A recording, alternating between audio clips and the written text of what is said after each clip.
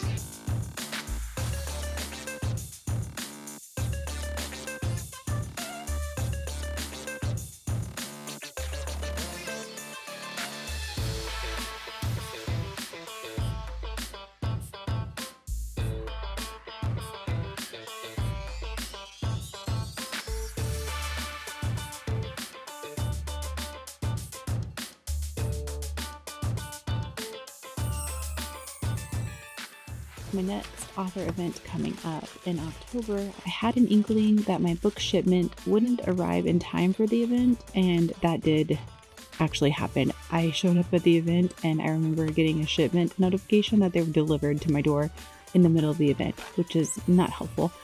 Anyways, I digress.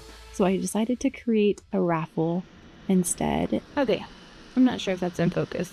It is Thursday night. My book fair in Katy, Texas, which is 3 hours away, is on Saturday. I'm leaving tomorrow, which is Friday night, except I'm missing a full order of books, like 15 books. I really tried to get them here in time, and it just didn't work again. Ugh. Anyways, so my solution is to do a raffle. I'm hoping that I'll still get a little bit of income, and when I do get my inventory in, I will have books that will be able to be raffled off. So I printed 100 of them, which I don't know if that's too many or not enough. We are going to have over 100 vendors, and it's 10 a.m. to 6 p.m. So should I print more? Let me tell you about the raffle. So they can buy a raffle ticket for $5, $3, or $1. $5 will get you 10 books, which is essentially my whole collection, including the 2 I'm going to be publishing like in the next month. The second prize, which is $3, will get you 5 books. And the last prize, which is a $1 ticket, will get you 1 free book. And so they can pick any of the books. So if they want 10 of the same book to get to 10 friends, and that's totally fine too.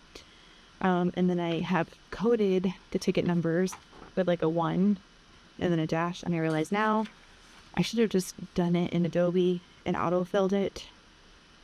But this will make it more personable, right? So I'm going to go through and fill the numbers now, so I don't have to do that tomorrow night at the hotel. So follow along. And I wanted to make sure I had another offer for my customers in case I ran out of inventory, since I didn't have a lot of books that I was taking with me. So I spent time designing and printing and cutting these tickets out using Canva. But guess what? I didn't sell a single one. Not one.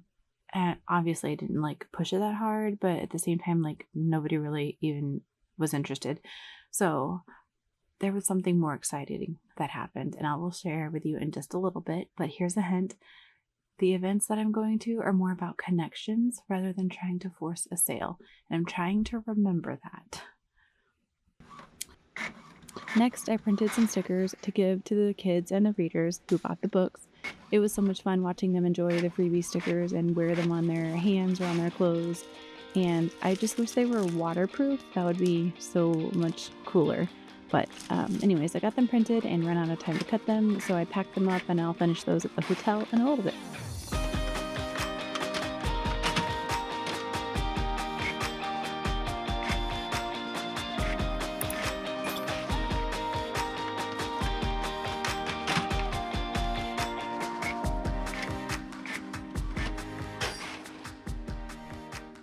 Now, all about the Indie Author Book Fair. It was in Katy, Texas, and that's about 2.5 hours away, or 3 hours if you're gonna stop at Buc-ee's. And if you don't know what Buc-ee's is, I need you to Google it. And then when you visit Texas, you gotta go there.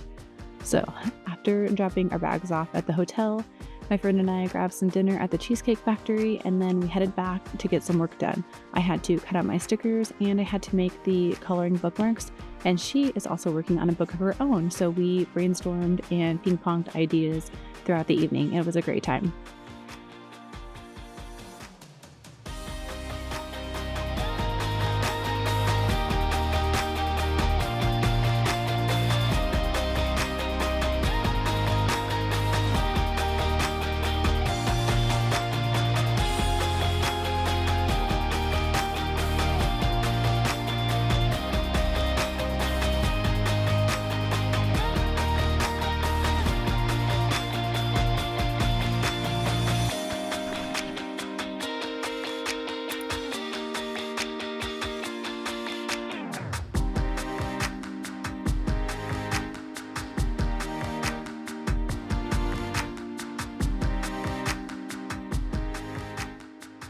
The next morning, we were ready to go. We had a workout, ate some breakfast, and began setting up.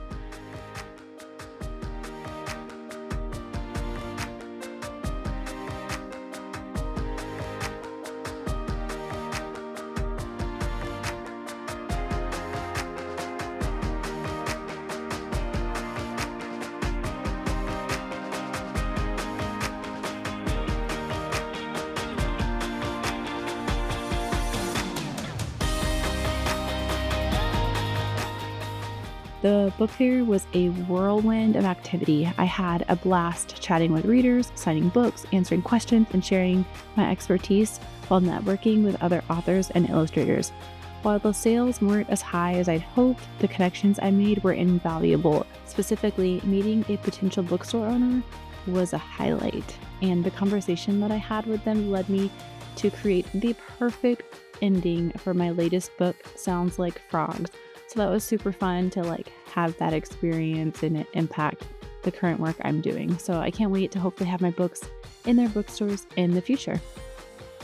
After returning home, I took a little bit of a break, but I still had a pile of greeting card supplies that I needed to go through. So I tackled that while FaceTiming with my parents and sorting everything out.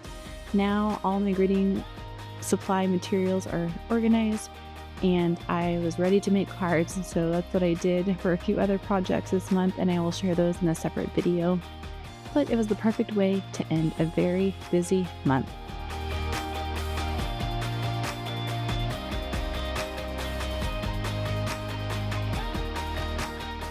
Thanks so much for coming along with me in this very creative journey, filled with learning and connecting with amazing people. So I hope you can stay tuned for some more fun new projects, and remember to keep learning and stay creative. If you did enjoy my vlog, don't forget to like and subscribe and leave a comment. You can even let me know what your favorite part was or what you've done in the past for author events or vending events that you find helpful. Until next time, stay creative.